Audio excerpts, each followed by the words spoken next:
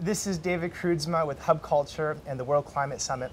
I'm joined today by Eric Drosin, the Director of Communications with the Zero Emissions Platform, or ZEP. Absolutely, nice to be here, thank you. Thank you, Eric. Can you tell me what it is that ZEP does?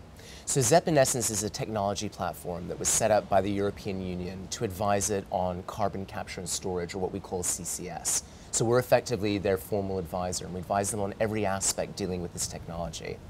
And so you advise the whole EU or each countries, or how does your advising work? So our principal interlocutor would be the European Commission, who we work with very closely, different departments therein. But we also offer advice to what we call member states, so members of the European Union themselves at a national level or at a regional level, whatever is required.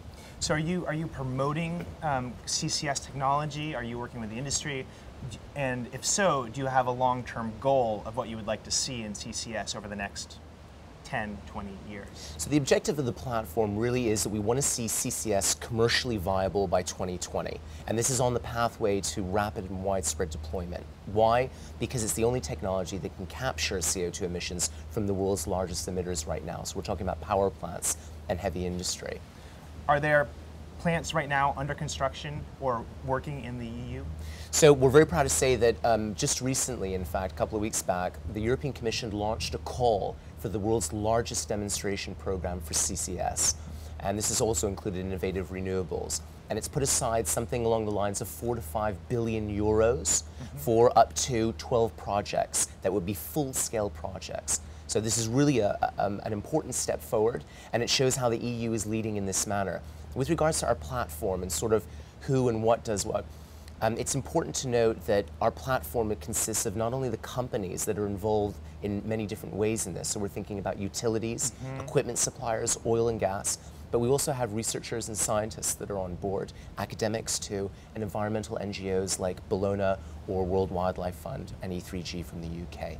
I've heard that China is actually doing a number of CCS projects. Are you at all partnering with their work, and are they ahead of the EU on this? So right now, like I said, the EU's really set about the world's largest demonstration program. I think it's safe to say that. And obviously, there are projects on CCS in China which is moving incredibly rapidly in this respect.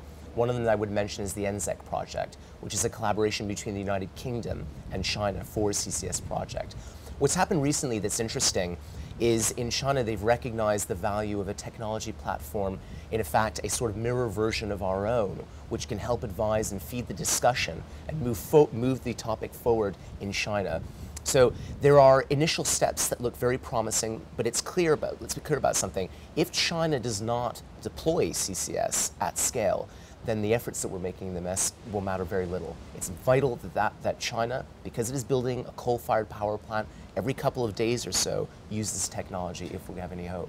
Right, and if one region figures out the technology, it can be used across the world. Absolutely. I mean, this is a real competitive space as well. So we're all doing this because of climate change. That's the driver. But at the same time, regions and companies who operate in those regions have clear commercial interest to develop the equipment that they can then sell to utilities who would use it, or heavy industry. Fantastic. Thank you, Eric. You're welcome. Thank you.